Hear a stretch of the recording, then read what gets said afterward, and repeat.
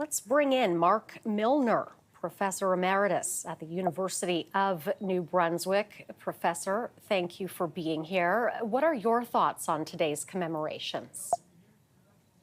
Well, the 6th of June is always very moving for me because my father was a D-Day veteran. He landed very early in the morning as part of the assault wave. And I guess, as I often say there, but for the grace of God, go I.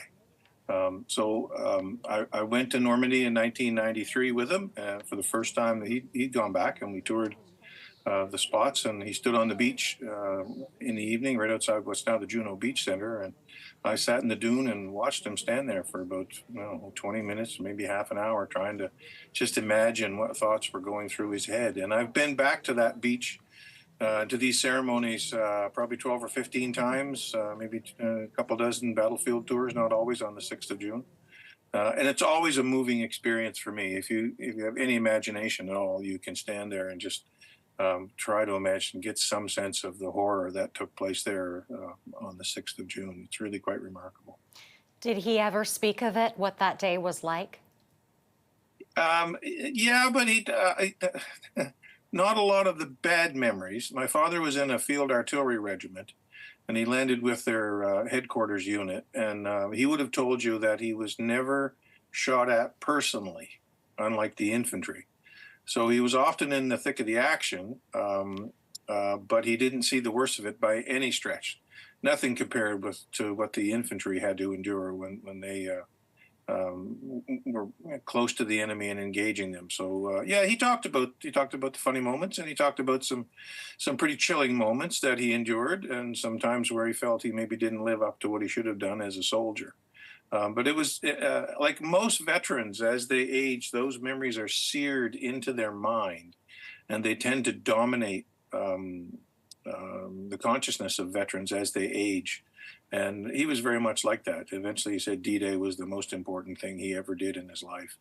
And I have to tell you that his two sons and daughter disagreed with him heartily on that one. Wow. How did Canadian troops change the course of the war?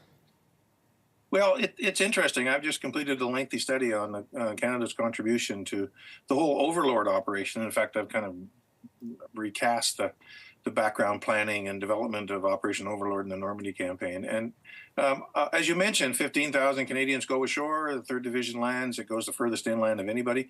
But our contribution is vastly more important than that. For a fairly small country, Canada plays an absolutely central and vital role in the D-Day operation and the success of Operation Overlord.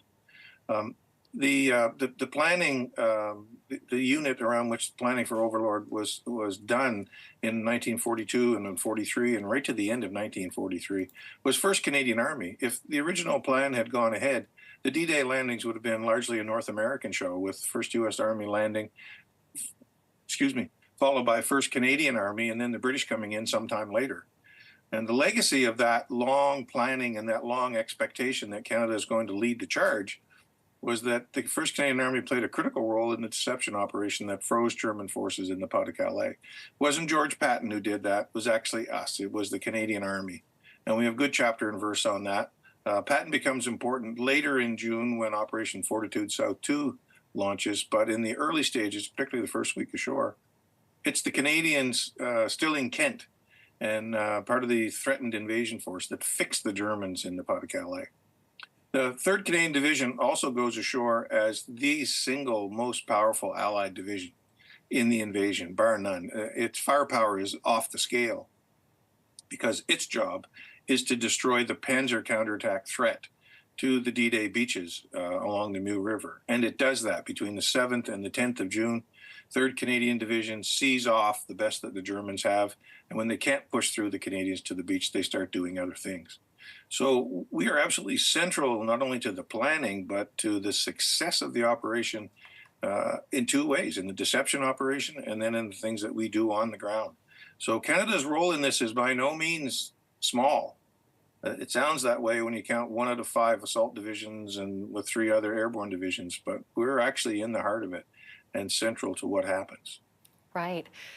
Bearing in mind that every year there are fewer and fewer veterans who have taken part in this. Why is it so important for Canadians to remember our role in D-Day? Well, I think it's critical because if D-Day doesn't work, the war changes. And there's a American intelligence analyst, T.L. Cubbage, who wrote in the 1990s that if the deception operation of which Canadians are a part fails, and the Germans move those forces from the Pas-de-Calais to Normandy, and the D-Day invasion is destroyed, it changes the course of history. It changes the world that you and I were born into. It could very well have meant that either that the Germans move enough forces east to force a stalemate with the Russians, or the Russians end up on the Rhine, or perhaps even in the English Channel. And the Cold War is something profoundly different from what it became.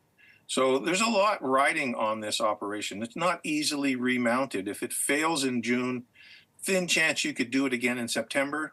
Probably have to wait a full year, given the complexity of it. So this has to succeed. And everybody makes every effort possible to ensure that it does. So it's a turning point in world history. It really is. It shapes the way the world evolves after the 6th of June, 1944. And on this day, we are so grateful to those soldiers who fought for our freedom and made the ultimate sacrifice. That is our time. We will have to leave it there. Mark Milner, Professor Emeritus at the University of New Brunswick, thank you very much for this chat. We appreciate you being here. My pleasure. Thanks for the opportunity.